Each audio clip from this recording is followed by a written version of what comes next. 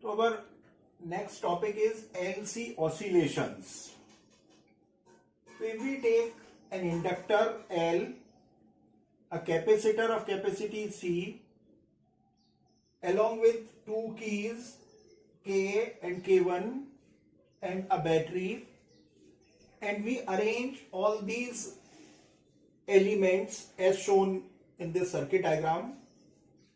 Initially, what we do, we close this key K. Still the key K is open.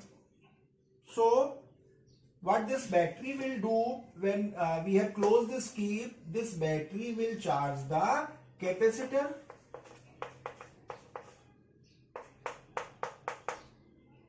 And when this capacitor is charged, then what we do, we open this key K.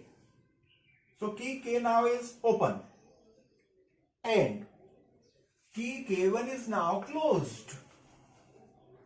As soon as this key K1 is closed, then the circuit will complete between capacitor and inductor while we have opened key K. Due to that, this battery will be out of the circuit now. So what will happen? The circuit is complete now, so capacitor will discharge, and this charge that is on the capacitor, it will flow, this positive charge will flow and will pass through this inductor. And when this charge will flow through the inductor, so then the due to flow of this charge, the magnetic field as well as magnetic flux associated with the inductor will change. Due to that, an induced EMF E equivalent to minus L into di over dt will develop across the inductor. This positive charge, when it will flow, it will reach to this negative plate. So the capacitor will then be discharged. Now, what will happen? Capacitor will be discharged, but an induced EMF has set up across this inductor. So this inductor will oppose this change in the magnetic flux, and due to that, it will flow an induced current in a direction opposite to the previous, and previous current was clockwise. So it will flow a current according to Lenz's law. So this current, what this current will do, it will flow anti-clockwise, and we know that current flows from higher to lower potential.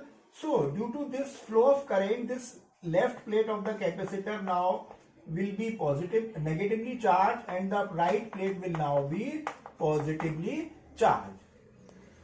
So this induced current will again charge the capacitor, but capacitor has now been charged in a direction opposite to the previous one. Again, when this capacitor will be charged, circuit is complete, this capacitor will again discharge. So this positive charge will flow through the inductor and will neutralize this charge of the negatively charged plate. So capacitor will again discharge, and this charge when flow through the inductor, induced EMF will set up across the inductor, and that induced EMF will again, according to Lenz's law, will flow induced current, and that induced current will charge the capacitor. In this manner, this capacitor will go on charging in one direction, discharging, then charging in other direction, then discharging, and oscillations are taking place in between inductor and capacitor. Across inductor, there is energy is in the form of magnetic energy, and in between the plates of capacitor, energy is in the form of electrostatic energy. So there will be oscillations of magnetic and electrostatic energy. So at any time, we know that the potential difference across the capacitor will be equivalent to the induced EMF across the inductor. And how much will be the potential difference across the plates of capacitor will be Q upon C. So we can write Q upon C equivalent to L into di over dt, or we can say Q upon C minus L into di over dt equivalent to 0. Let me stop it naming equation 1. Now, we know I equivalent to dq over dt. But here the current that will set up will be due to the discharge of the capacitor.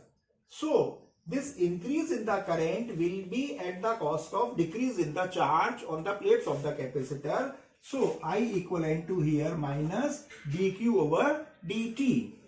So putting in equation 1, so Q upon C minus L d over dt, in place of I minus of dq over dt equivalent to 0.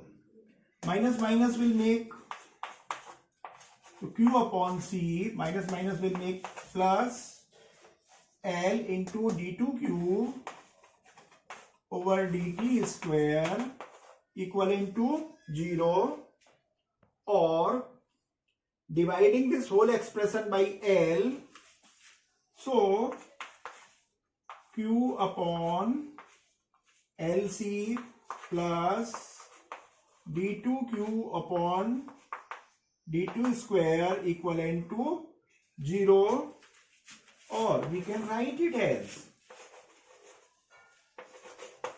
d2q upon dt square plus 1 upon LC into Q equivalent to 0. Now we see that this equation is of the form of d2x over dt square plus omega square x equivalent to 0, and this is the equation of simple harmonic motion. So when we compare these two, then what we will get? So on comparing,